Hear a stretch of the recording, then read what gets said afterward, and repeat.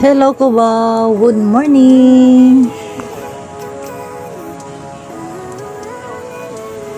Living life every day.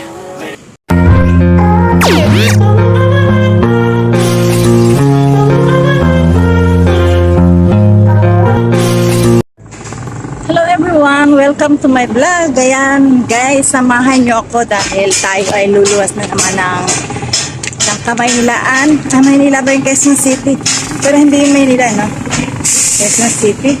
Ayan mga kamamala, samahan nyo ako at tayo ay magbibiyahe na naman. Let's go guys!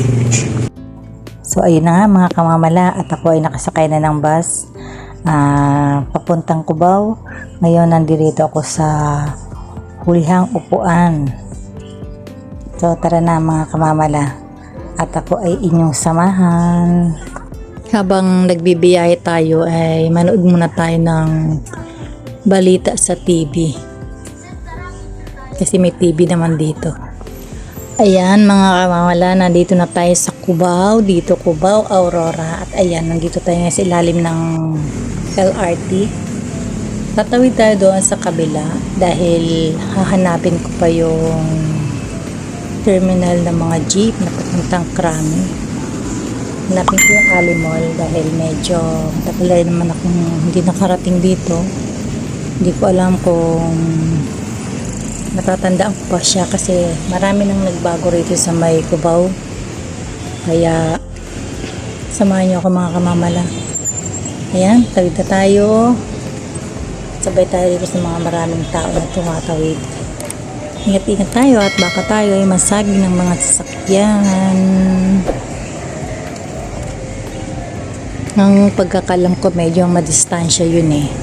Kaya maglalakad ako at hahanapin ko yun. At to syempre, kasama na yung tanong-tanong. Dahil malaki na talaga yung mga pinagbago dito. Marami na matataas na mga building. Di tulad noon na hindi pa ganito yung mga itsura dito.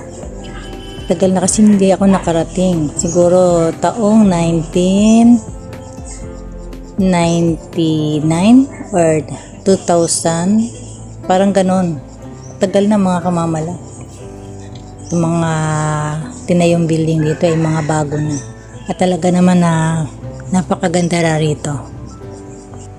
Mapapasabak tayo ng lakaran mga kamamala. Basta samahan lang ako ninyo. Alam niyo ba mga kamamala, dati itong mga building na ito rito, wala ito eh. Tsaka yung mga halaman na yan na nagkatayo dyan sa gitna ng daan, wala yan sila. Pero ngayon, ayan tingnan nyo naman. Basta ang hanapin ko ay yung Ali Mall dahil ang alam ko talaga diyan yung terminal ng mga jeep na papuntang Krami. Mga sa Antipolo, basta doon yung terminal ng mga jeep. Yun ang ating hahanapin. At tapos pag banda na tayo doon sa unahan ay magtatanong-tanong na rin ako. Ganun lang kapag alam mo na medyo nalilito-lito ka, samahan mo na rin ang mga pagtatanong. Maaga akong umalis kasi yun nga, pinaghandaan ko nga itong paglalakad ko na to dahil syempre nga yun nga, na medyo lito na rin ako rito sa banda rito. Kaya kailangan natin ay maaga dahil maghahanap pa nga tayo. Buti kung kabisado na natin. Ang gandang mamasyal dito mga kamamala. Dami kang pwedeng pasyalan, madami ka rin pwedeng pasukan ng mga mall. Ayan. Pera lang ang wala. Ayan, pwede naman yun. Mag window shopping ka lang. Diba? Pwede naman yun. Namamasyal ka. Window shopping lang. Ayan, tatawid ulit ako rito mga kamamala. Ayan, tawid ulit tayo.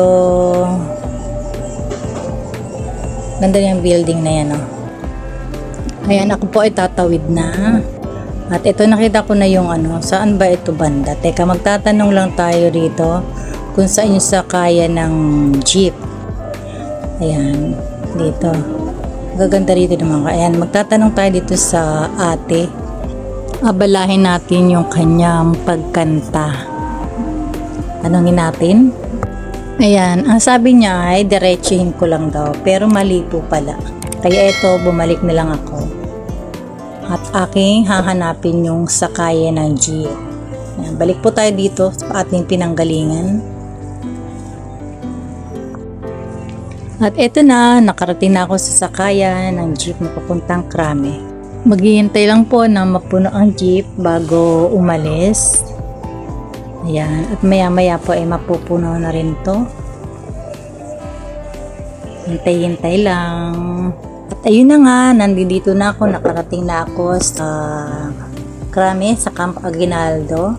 Ngayon ay pupunta na tayo doon sa Gate 1 dahil doon tayo papasok. Tara mga kamamala, at tayo ay tatawid pa doon ulit sa kabila. Lakad muna tayo.